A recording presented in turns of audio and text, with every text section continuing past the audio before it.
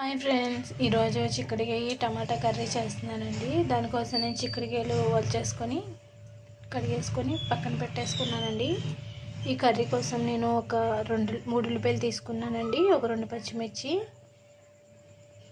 ఒక 2 టమాటాలు తీసుకున్నానండి. టేస్ట్ కోసం స్పూన్లు వేసాను. దీంట్లో మనం కట్ చేసుకున్న ఉల్లిపాయ పచ్చిమిర్చి కూడా వేసానండి. బాగా ఫ్రై అవ్వాలి.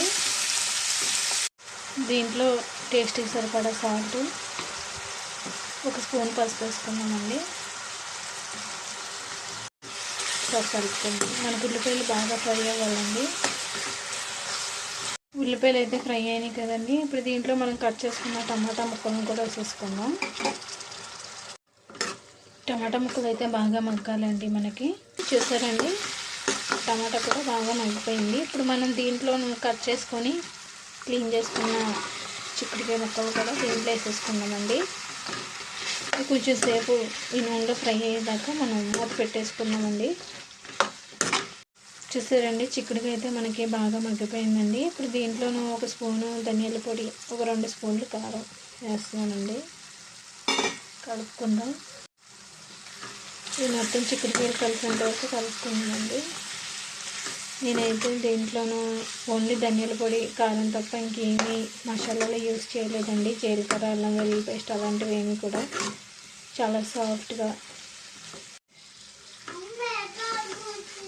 కారం అయితే కలిసింది కదండి. దీంట్లోకి మనం కొంచెం వాటర్ వేసుకుందామండి. చిక్కుడుకాయ మనకి తొందరగానే ఉడికిపోతుంది కదండి, అందుకని నేను ఒక 1/2 గ్లాస్ అయితే వాటర్ వేసుకుంటున్నానండి. ఒక 5 మినిట్స్ అయితే మనకి కర్రీ అయిపోతుంది. మనకి కర్రీ అయితే అయిపోయిందండి. ఇంకొక 2 మినిట్స్ అయితే కొంచెం దగ్గర పడిపోతే ఇంకా మనం దింపేసుకోవచ్చండి కర్రీ అయితే. నేనైతే ఇందులో జీలకర్ర, వెల్లుల్లిపాయలు అంటే మసాలాలు ఏమి ఉపయోగించకుండా ఓన్లీ ధనియాల పొడి, కారంతో నేను ఈ కర్రీని అయితే ప్రిపేర్ చేస్తానండి. పిల్లలు కూడా అంత మాటికి మసాలాలు అంటే కొంచెం ఇబ్బంది పడతారు కాబట్టి ఇలా ప్లెయిన్గా చేసి పెడితే వాళ్ళు కూడా ఇష్టంగా తింటారు కదా ఫ్రెండ్స్, అందుకని నేను ఇలా చేశానండి. ఇంకో 2 మినిట్స్ కర్రీ అయితే అయిపోయిందండి. చూసారండి, దగ్గరకు వచ్చేసింది. ఇంక ఇలా సరిపోతుందండి. మనం కట్టేసుకుందాం, గ్యాస్ ఆఫ్ చేసేసుకుందాం. ఓకే అండి, కర్రీ అయితే మనకి అయిపోయిందండి. చూసారండి, చిక్కుడుకాయ కూడా మంచిగా ఉడికింది. నెక్స్ట్ గ్రేవీ కూడా చాలా బాగా వచ్చింది. చూసారండి, మనం ఏమి దీంట్లో ఎక్కువగా మసాలాలు, అల్లం వెల్లుల్లి పేస్ట్లు ఏమి వేయకపోయినా కూడా మనకి టమాటా ఉల్లిపాయ వేసాం కదండి, దానివల్ల కొంచెం గ్రేవీ కూడా బాగా వచ్చిందండి. ఇలా కూడా పిల్లలు చక్కగా తింటారండి.